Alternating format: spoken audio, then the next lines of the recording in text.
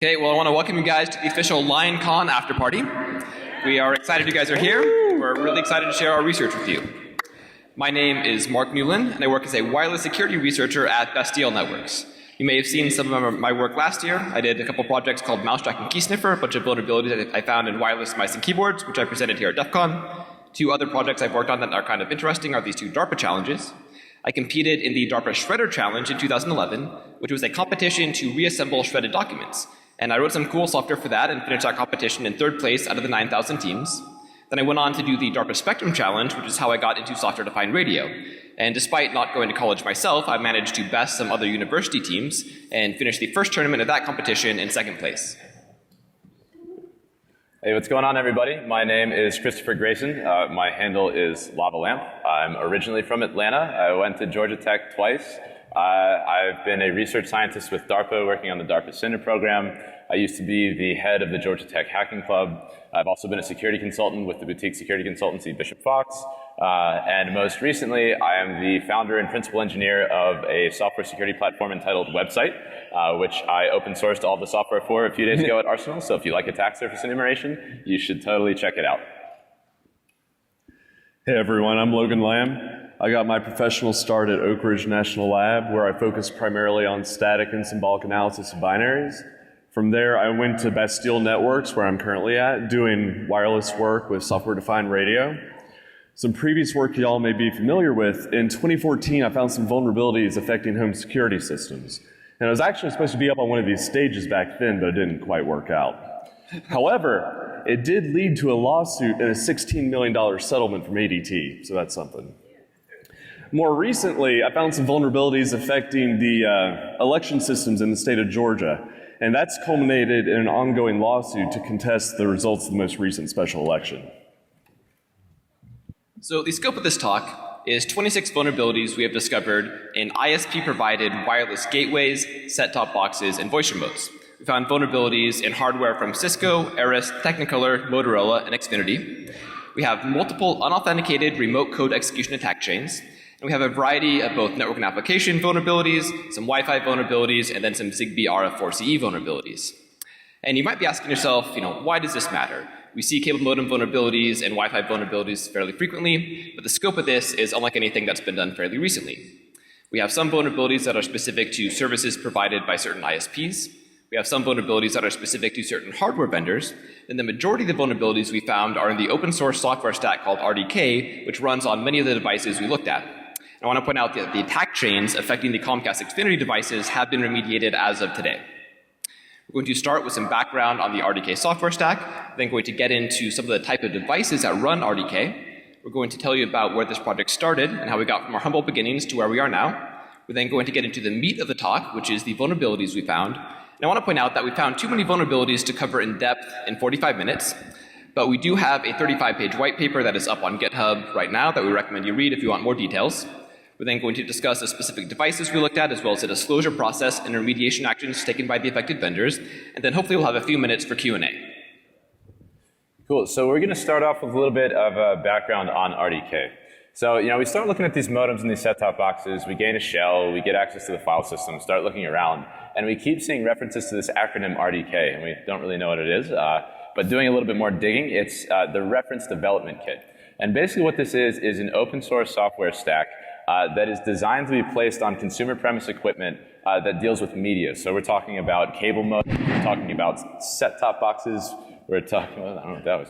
We're talking about basically anything that goes in a home that has to deal with media. And so, we see this and we're like, oh, cool, we really like open source software. It's pretty cool that open source software is being deployed on these devices. That's fantastic.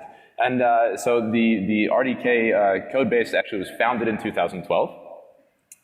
And then we do a little bit more digging. And so this is really like open source ? Software. So before we realized that it was open source, we thought that we stumbled upon like, a treasure trove of data that we weren't supposed to be able to have access to because we found all of the code. So like we're talking about the different web applications, we're talking about the operating system, the various like daemons that reside on these devices. But then we're like, oh, it's actually open source. Okay, well, this isn't such a great find anyways. So you can right now go to code.rdkcentral.com and pull down all of this software if you want to take a look. And so we're really, feeling pretty jazzed about this. Like, this is pretty cool that all this open source software is being deployed. And then we do a who is lookup on rdkcentral.com, and that's when the eyebrows started being raised. If you can see what's over here on the screen, the technical name for the who is record for rdkcentral.com is Comcast Domains. So this is where things start getting a little bit hairier, because you can go to this website, you can pull down these repos, and you can do git log and grep for the word vulnerability, and you will get pages and pages of vulns that have been patched in this software. And that's not necessarily a bad thing. We definitely want these vulns to be patched. We want the software that we use to be secure. But where this gets a little bit kind of weird is these patches are not really being pushed to consumers in any rapid kind of process. So we're looking at 6 to 12 to 18 months before these patches that are in these publicly available repositories are actually pushed to consumer premise equipment. So what sort of vulnerabilities are we talking about? Well, it really runs the gamut. We're talking about remote code execution, cross-site scripting, cross-site request forgery, memory corruption, you name it, they got it. And if you go to these repositories and look for these changes, like these are vulnerabilities that are present in these code bases. And so the thing that really kind of made our eyebrows raise the most was that, as far as we could tell, these are known vulnerabilities, they're being patched. None of the customers that these affect are being informed, and there are no CVEs being filed for either. All right, y'all, so I'm going to give a quick overview of the devices that run RDK, give you some reasons ISPs choose RDK, and point out some salient tidbits that will be relevant later in the talk. So there are two major categories of devices that run RDK. The first is set-top boxes, which run RDK video. The second are gateways, which run RDK broadband. A gateway, in the most literal sense, is a combination modem and Wi-Fi access point. So, why do ISPs choose RDK? Well, they choose RDK because it gets them about 90% of the way to a completed software stack. It comes out of the box with fantastic remote management for when you need to manage tens of millions of devices. It has excellent diagnostics, very verbose logging. I hear they have a security subsystem. We haven't actually seen that yet, but I hear it's a thing. And they have a media framework which runs on RDK video, and it's pretty neat. In the media framework, you have closed captioning, video on demand, pay-per-view. It handles the transport of audio and video to your television, and it does DRM, all out of the box. Okay, so RDK video. This device that you're looking at right now, it's a Motorola XG1 set-top box. This is the same one that we shelled working on it in Atlanta. We haven't actually taken one of these apart yet. This is a picture from the FCC documentation. We didn't need to take it apart. Once you get a shell on one of these devices, it really just looks like any other embedded Linux device. It's really architecturally not that interesting. It's just running a lot of RDK-based software. There should be a lot of future work here. There's all sorts of I/O, and we have TR069 and Mocha over coax. You guys should look at that. Things to remember for later. The way these devices work, everything you see and hear on your television is actually being rendered inside of a WebKit-based browser engine, meaning everything is happening inside of a browser on your set-top box. And that's pretty cool, right?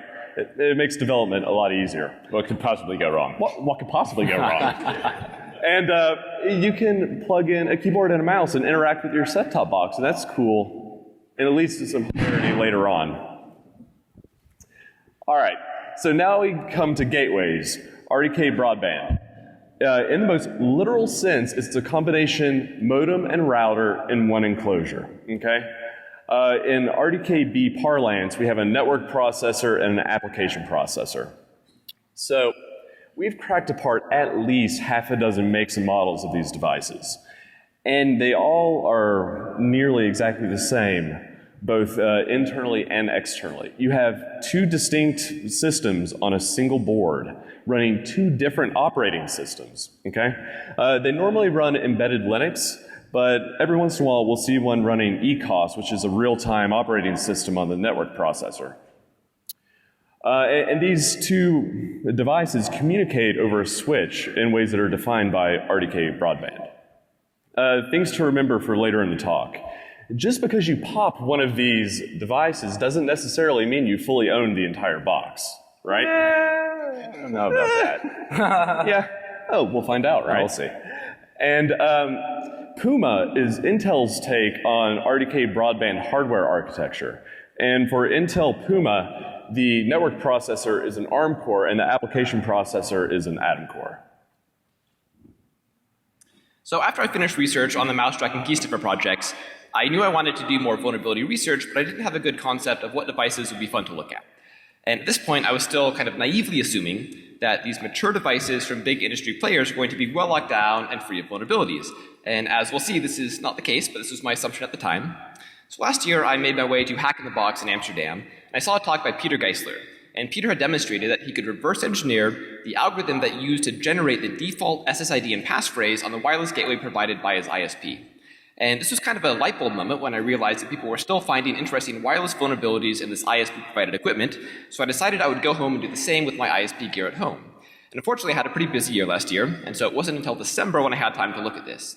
And so I started looking at this project, and about a week later, I was dropping my keys off at Chris's house because he was kind enough to watch my cats when my fiancée and I were up in Seattle for Christmas. And it turned out that Chris was a prior customer at the same ISP, and had also looked at his wireless gateway once upon a time, and we both had an interest in this type of research. So we decided to team up and see what we could find. And the nice thing about Chris is that he has a background in pen testing, so he knew about things like application security and network security. And so that first night, he taught me what Netcat was, he taught me how to use Nmap, and we were able to leverage a previously disclosed vulnerability in the wireless gateway I used to pull off the file system. We're also able to start digging into the RDK repositories and just get a general idea of how these devices operated. And pretty soon we had some novel vulnerabilities, and soon after that we had some novel wireless vulnerabilities. And at this point we brought the project to my employer Bastille, which is a wireless security company, and we disclosed everything through my work. After some more vulnerabilities and some more work on this, Chris and I had an impasse where we needed some hardware expertise.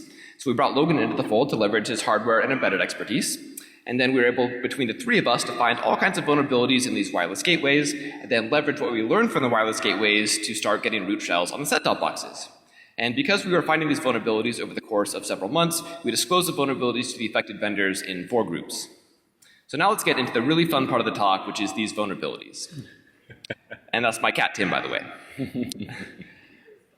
So, because my initial interest in this was sparked by Peter Geisler's talk, I was hoping to figure out how the default Wi-Fi SSID and passphrase were generated on my wireless gateway. And I never figured that out, but my motivation was to really look at the different wireless things running on this box. And one of the first things Chris and I discovered is that there are multiple plain text configuration files which contain all kinds of hard-coded credentials and dynamic credentials, including all of the Wi-Fi configuration for the devices. And I saw what appeared to be a hidden Wi-Fi network that I was not previously aware of on my device. And it had an SSID of XHS hyphen and then 8 hex characters representing the lower 4 bytes of the CM MAC on my wireless gateway. And the CM MAC is not normally known, and it's a unique identifier for the device used for provisioning and other things. And the passphrase for this hidden Wi-Fi network was 16 hex characters, and this just felt like it was going to be generated dynamically.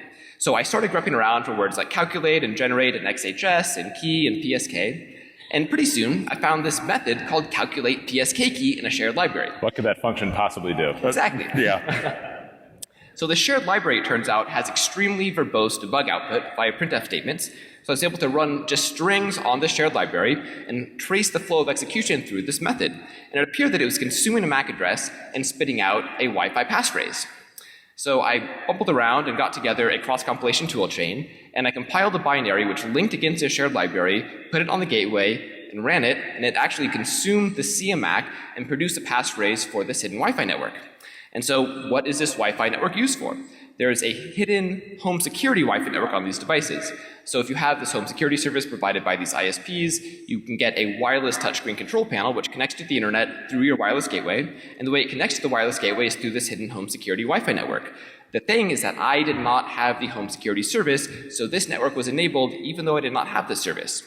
So now we have a hidden Wi-Fi network on my wireless gateway.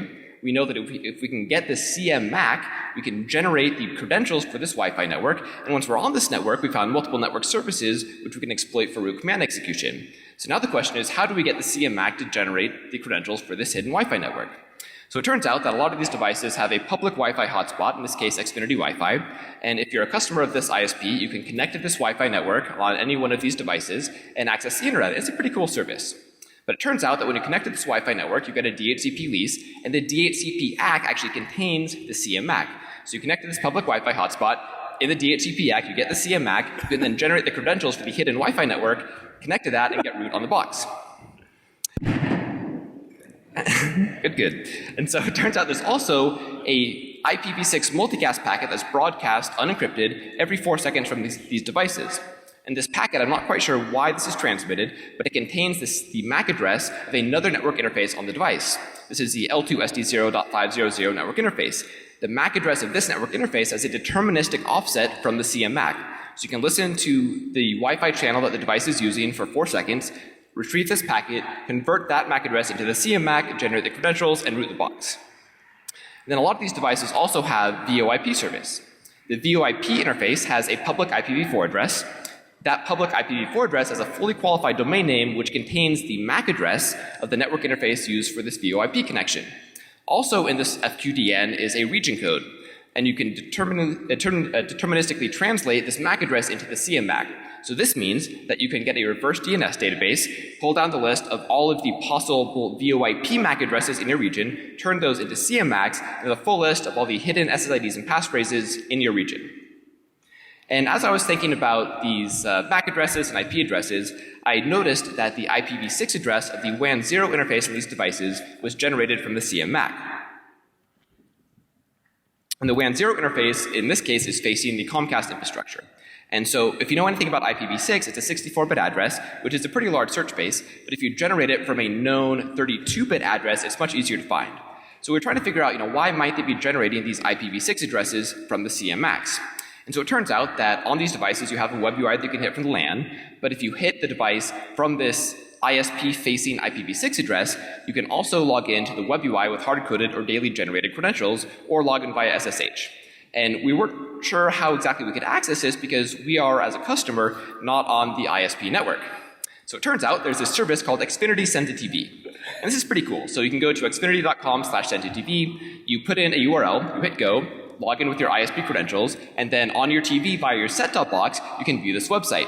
So we thought, what happens if we put in the IPv6 address of a wireless gateway? Well, it turns out that you can actually load up the web UI and you look like you're coming from the ISP infrastructure, and then you could log into this with either hard-coded credentials or daily generated credentials. And so these daily generated credentials are called a password of the day. This is used by many ISPs. We've only looked at the Comcast variant. In this case, there's actually a binary which resides on the wireless gateway which generates this via a cron job that fires at 12:05 a.m.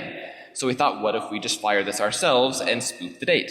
So we can actually generate all the future passwords of the day for these devices. And you want to do the video? Yeah, do it right now? Okay, cool. All right, so we're gonna show you a quick video of what that actually looks like. And so what you're going to see in this video is using the Send to TV service, you're going to see that we are gaining access to another modem via that process, and then at the end of the video you'll see what happened once the actual patch was applied, and see that instead of gaining access to that modem, it just hangs.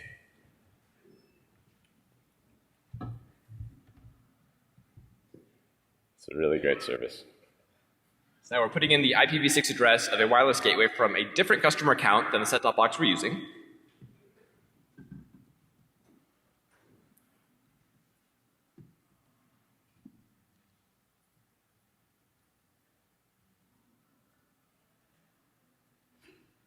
So this is on the TV.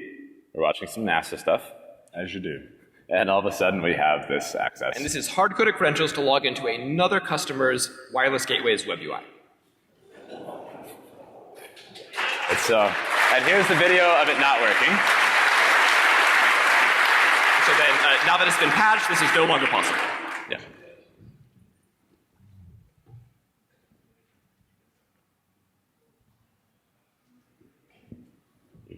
And so I've been spending a lot of time thinking about the wireless devices and wireless networks on these wireless gateways. And so I decided to take a look at these public Wi-Fi hotspots. And the way this works, if you're a customer, you can connect to any one of these Wi-Fi hotspots, you sign in with your ISP username and password. And then you get to access the internet, which is pretty great because then you have some tens of millions of free Wi-Fi hotspots around the country. The next time you sign in or connect to one of these, you do not have to provide your credentials. And what's happening is that your device is remembered based on the MAC address of your Wi-Fi network interface. So an attacker can simply observe all of the authenticated and connected devices on these public Wi-Fi hotspots. The attacker could then spoof the MAC address of an actual connected customer, use that MAC address, connect to a different Wi-Fi hotspot, and gain the internet access for free. Now what's interesting is that free internet's great, but any malicious activity performed by the attacker is then attributed to the customer they're spoofing. Awesome. So we've talked a lot about how you actually gain access to these devices, but what do you do once you're on these networks? So I'm going to talk about 3 separate things that you can do. There's plenty more. We highly recommend that you look at our white paper. And the first thing that I'm going to talk about is Fast CGI. And so Fast CGI is the successor to CGI, which is the Common Gateway Interface Protocol. And what CGI is basically a way for a web server to be able to invoke processes dynamically. So, back in the day, we were only serving up static content from web servers, and this is what enabled web servers to, invoke a PHP interpreter, invoke, what have you, based on a web request. So it's kind of the birth of the dynamic web. So CGI was the initial protocol. Fast CGI was a improvement upon it. It had a bunch of obvious speed up gains. And one of the other things that it implemented as well was not only could you now listen on Unix domain sockets, but you could also listen on TCP sockets. What could possibly go wrong? The interesting thing about this is there's actually no RFC for Fast CGI, and it's relied upon by a bunch of web servers you've probably never heard of, like Apache and Nginx and like Sun Web Server, and like really everything uses Fast CGI, but there's still no RFC. If anybody can find an RFC, please let us know.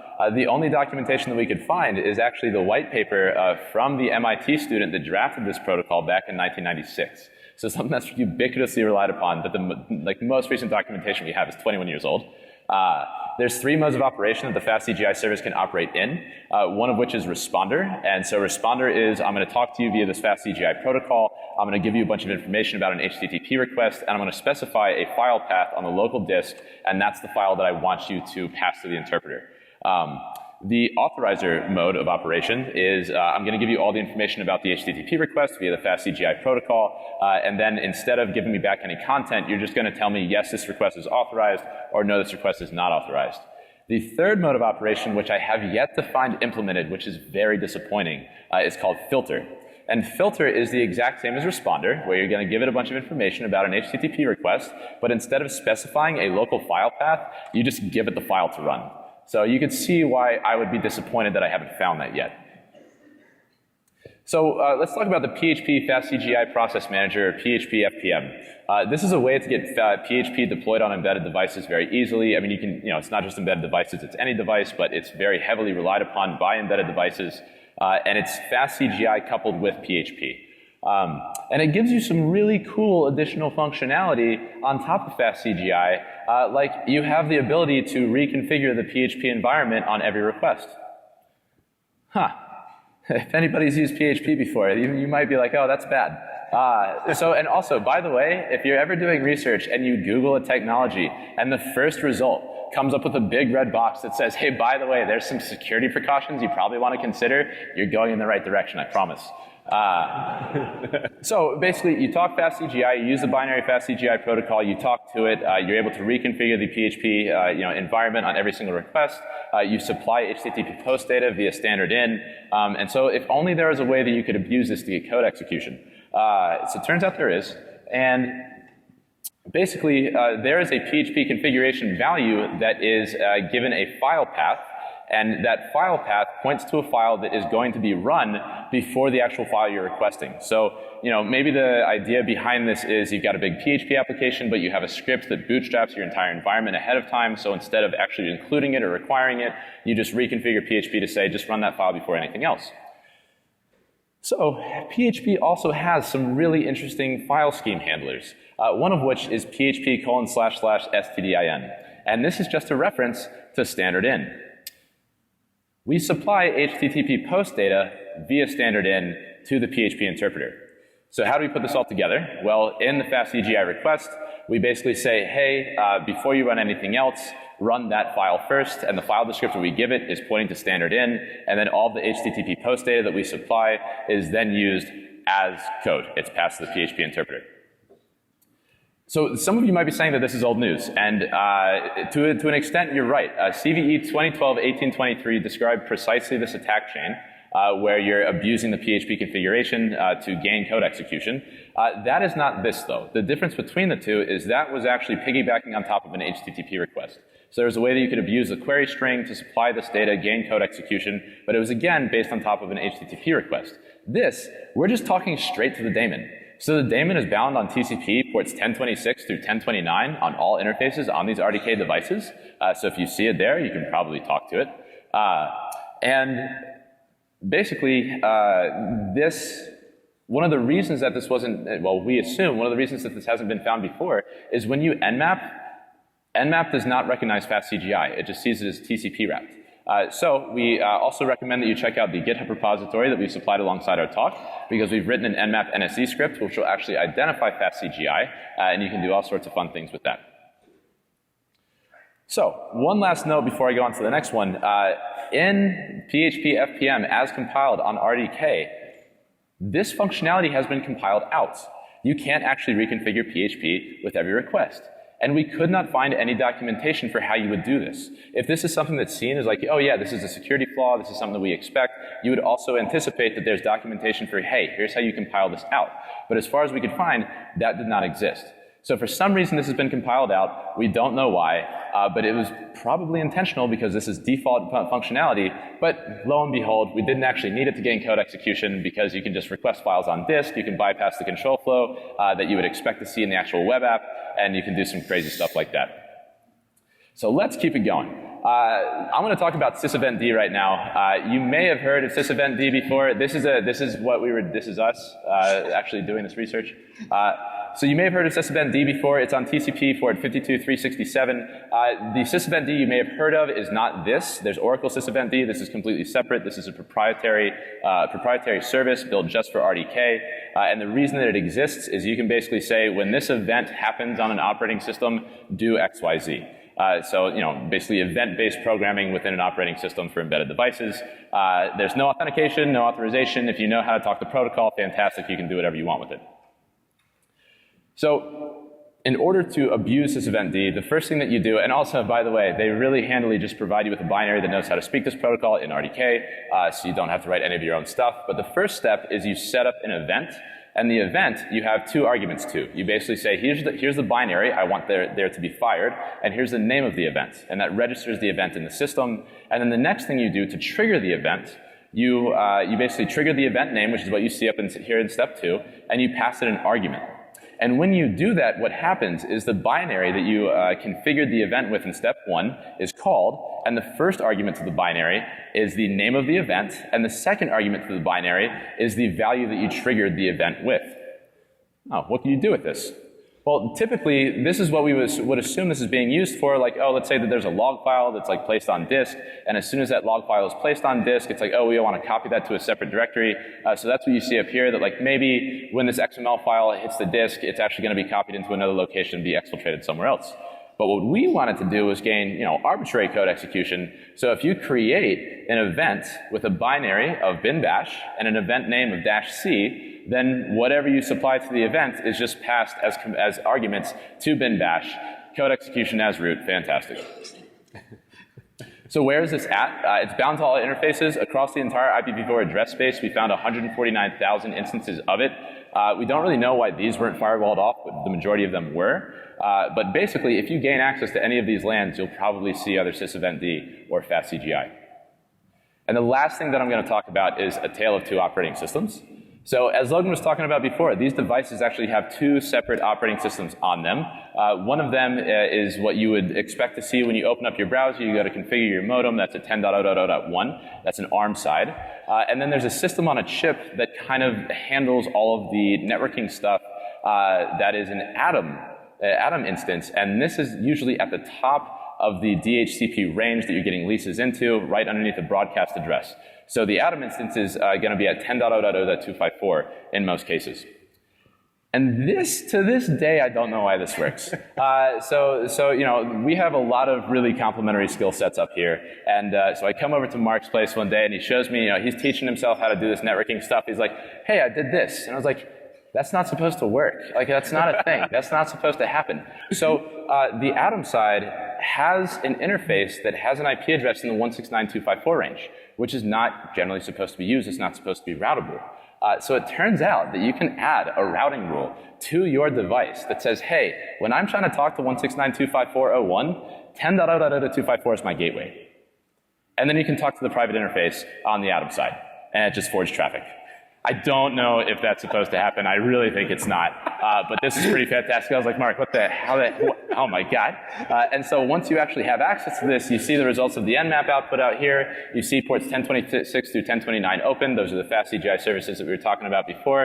Again, you have code execution. Fantastic. All right, y'all. So I'm going to walk you through our suite of vulnerabilities affecting set-top boxes and voice remotes. So the first three affect set-top boxes, then I'm going to have a hard transition to some wireless work, then I'm going to bring the rooted set-top box back into the mix. All right, so for those of you who don't know, Marc Newlin is really good at slapping keys, okay? He's really good at it, especially so in the context of set-top boxes. He plugged a keyboard into his set-top box, proceeded to touch every key that he could, hit every key combination that he could think of, and then this popped up on the television. Remote web inspector enabled. That was surprising. Also, he was bashing a bunch of stuff, and like the screen split in two, and like a bunch of, it was pretty wacky, yeah. But this is in fact real life. So remote web inspector, it's basically like Firebug for Firefox or DevTools for Chrome, where web developers can debug their web pages. And that's really great when you're trying to find, you know, vulnerabilities in something that's running this. And you can actually hit this from over the internet, so that's pretty cool, right? So there was another key combination that you could hit, and it would pull up a hidden diagnostic menu.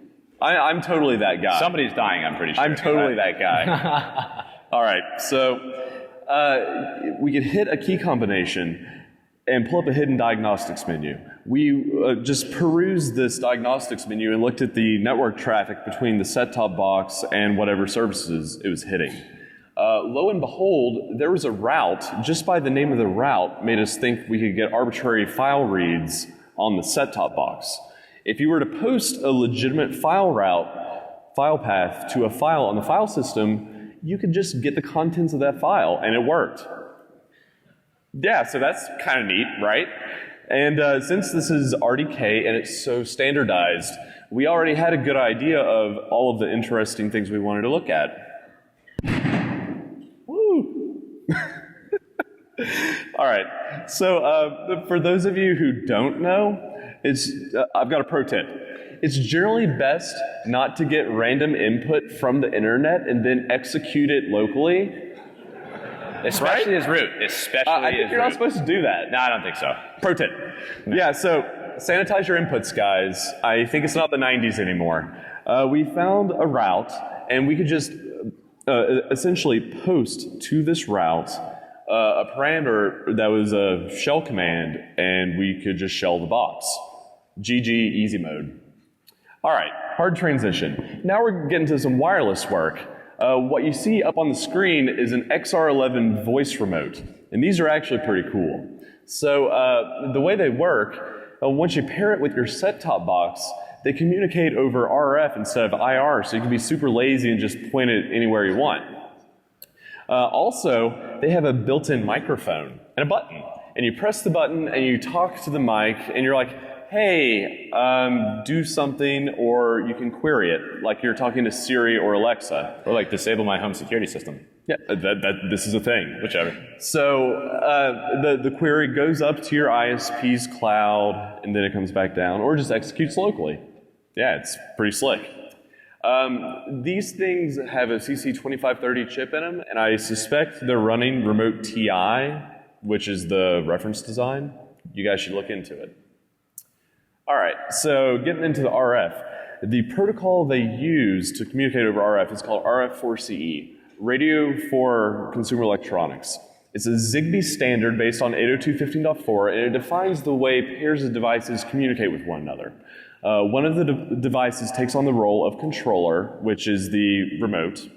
The other takes on the role of target, in our case the set-top box, and it defines how commands get sent from one device to another. So the vast majority of RF4CE devices support encryption out of the box, as you should. But if you're a bad guy, you can listen to the key exchange, which is done in the clear, or just force a rekeying, and then you can decrypt all of the traffic, which is, I hear that's no bueno. This code is going to be online in a day or a week or whenever it is allowed to be online. So built on top of RF4CE is another standard called Open Cable, and this defines exactly how the remote sends key presses to the set-top box. It also defines the way that you conduct the binding process. So as an end user, you press setup, mash the Xfinity button a couple times, and then a pin appears on your television. You enter it on your remote, and then you're dandy, and you're paired. And that's great. And generally you have 5 to 10 tries before you have to actually reinitiate the binding process. And we discovered that this binding process wasn't rate limited, okay? So if you had really, really fast hands or a way of instrumenting this whole thing, yeah, that'd be great. So that's what we did. The chip you see on the right is a teensy Arduino hooked up over SPI to an ADF7242P mod. I love this chip. Out of the box, it supports Bluetooth, BLE, 802.15.4 unmanaged and managed, and arbitrary GFSK. If that's something that you all get excited about, please read the white paper. It's pretty cool. So we implemented enough of the RF4CE stack and the Open Cable stack to go through this binding process. And in practice, it takes less than a second to do it, and we could force pair our device to a set-top box in under 2 hours. And after you force pair a device, you can pull up the diagnostics menu and enable Remote Web Inspector and shell the set-top box. Okay, so bringing the shelled set-top box back into the mix, as I said, RDK has fantastic logging. So we were just It's so verbose. It's so verbose. So we were grepping around the logs for anything having to do with RF4CE, right? And it turns out we were very easily able to discover the update daemon for the RF4CE remote. We thought it would be really cool if we could push an over-the-air update to this remote and make a remote listening device. I mean, that'd be pretty cool, right? We totally didn't do that. Yeah, we haven't gone that far yet. You guys should do it. But we did prove that you can push an OTA to the remote. And the reason you can do this is because there's no crypto involved, meaning the firmware payload isn't signed. It's just protected by a CRC. So all we had to do was make a few minor modifications to the update binary, the configuration it read, and then we made modifications to the firmware payload so we could verify that the over-the-air update was in fact good. Then we changed the CRC of the firmware package and pushed the OTA. And if you look up on the screen, the reported firmware version is generally 1010, I think, and we are the only ones with a remote with firmware version 1337. So now we'll take a look at the specific devices that we've looked at, as well as the disclosure process and remediation actions taken by the affected vendors. So here we have a list of devices we found vulnerabilities in.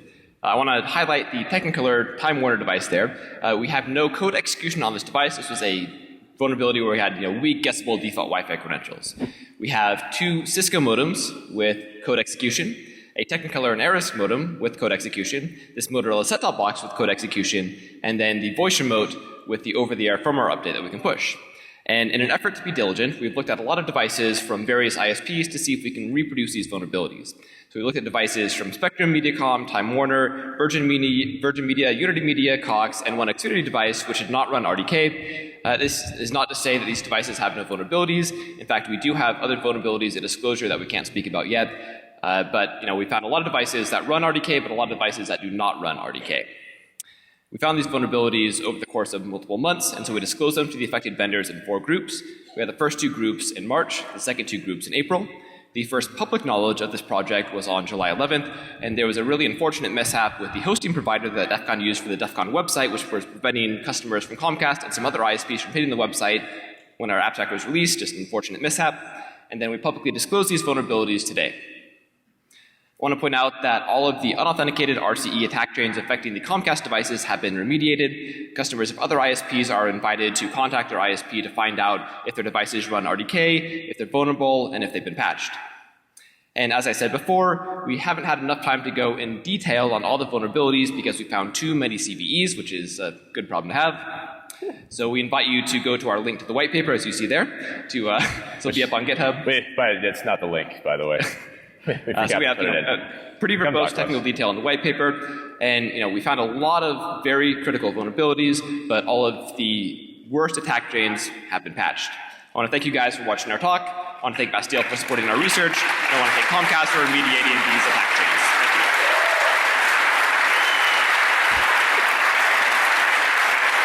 Yeah, and you know what? I'm gonna say this real quick. The first time I heard about DEF CON was when I was 13 years old, and I always wanted to be a part of this. And I've been submitting for 4 years. We finally got in. It means the world for you guys to be here. Yeah.